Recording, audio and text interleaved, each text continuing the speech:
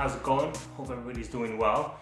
Today we're going to be doing a tips and tricks video slash also a review video, and we're going to be talking about gimbal slash stabilizers. So I'm going to be talking about the one I use and also some tips and tricks that you can use, and I'm going to be showing you some really cool movements that you can do as a beginner. So let's just roll that intro.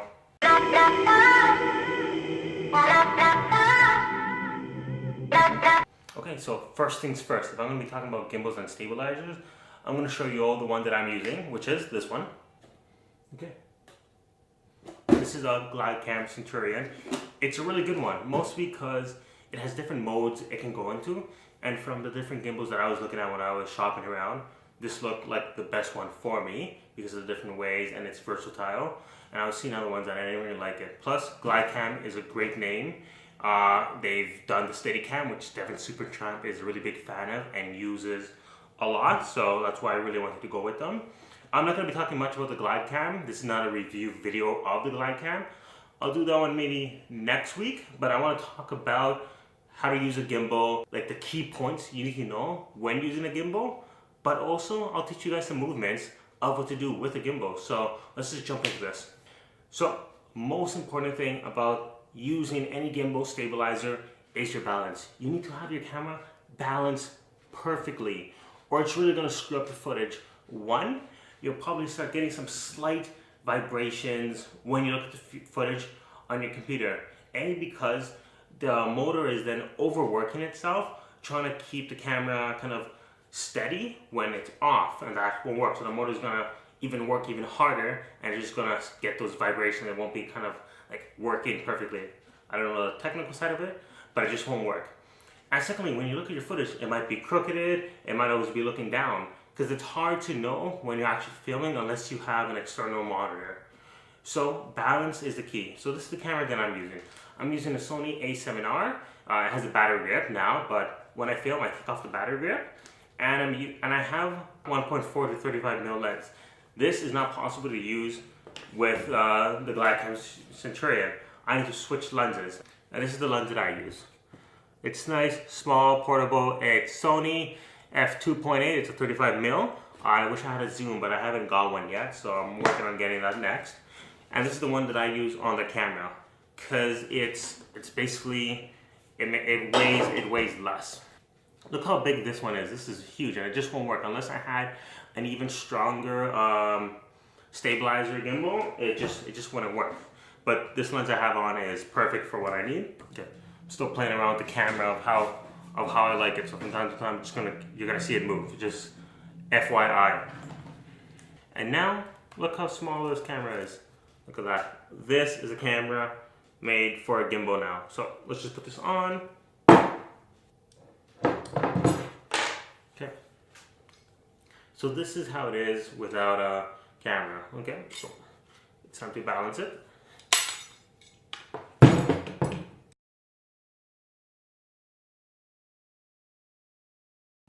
So the camera is pointing up toward me, so it just means I'm going to have to move the camera forward.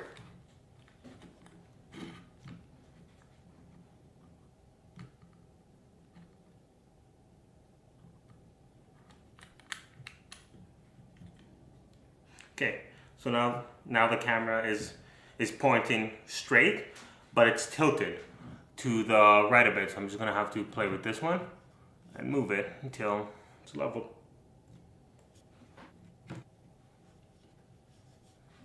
Okay, now let's take a look at it.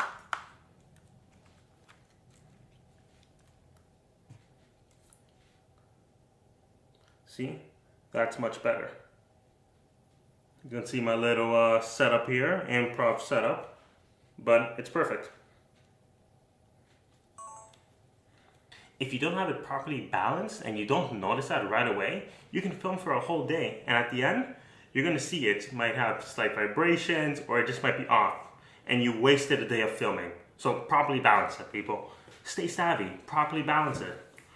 So when filming with a gimbal, you want to reduce the up and down movement. When you're walking, you're going up and down, and the gimbal is also catching that.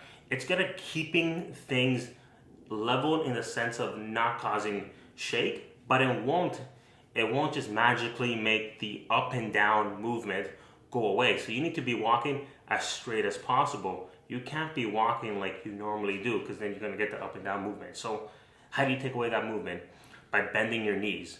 So when you bend your knees, you're absorbing the up and down movement with your knees. So when they're bent, you're not getting that much up and down. So that's why anytime you see somebody using a Steadicam or a gimbal, they always have their knees bent.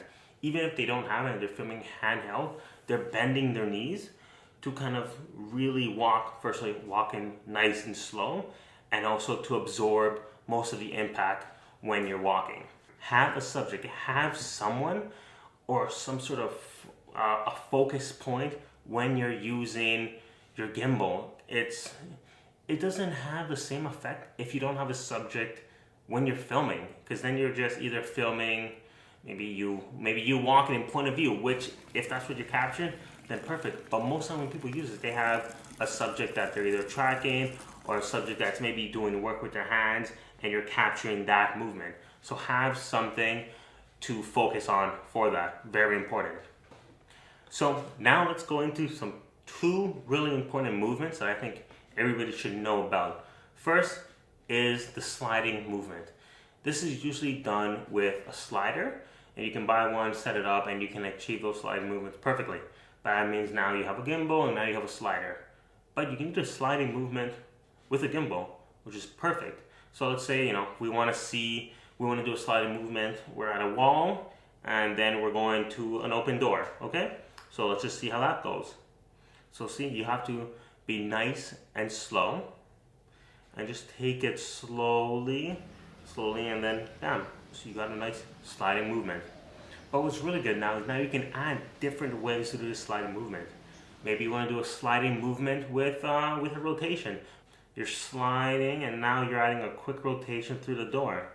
And bam, now you've just created a much more advanced movement, something that sliders cannot capture. So that's a really good, I want to say fundamental movement when using a gimbal. So let's look at another one, which is a Jib Shot one. So this one, you're either going up, down, or down and up. So let's just see how it is up and down. So, we're maybe crouched somewhere, we're hiding, and then we want to go up and slowly reveal what's above us. So easy peasy, we're going up and revealing what's right above us. Okay, so now maybe we want to do going down. So you start at up position and you just work yourself down, just slowly. And bam, that's an up and down. And now again, you can add more movements to this. So let's say we want to do up and to the side. So it's easy, just start by going up and working your way to the side. And that's how you add kind of movements. Those are advanced movements that people learn about. There's so much more you can do with gimbals, and it all depends on the type of gimbal you want. I have high regards on the GlideCam Centurion. It's been perfect for me. I'll link them down below, and you can take a look at it yourself. But I know that there's many other gimbals. Maybe you want a Steadicam. Maybe you just need maybe the vertical handle, and that's about it. But if you want a kind of an all-round one, I suggest taking a look at this, because I've done it, I've used it, so I know the way around it, I know it's good. I'm also going to be doing a review video of it next week, showcasing more of it, and I'm going to be doing some more cool movements of it, so take a look for that. But anyways, hope everybody liked this. Don't forget to hit that like button, subscribe, comment, and share, and let's keep growing this Savvy family here. We're good.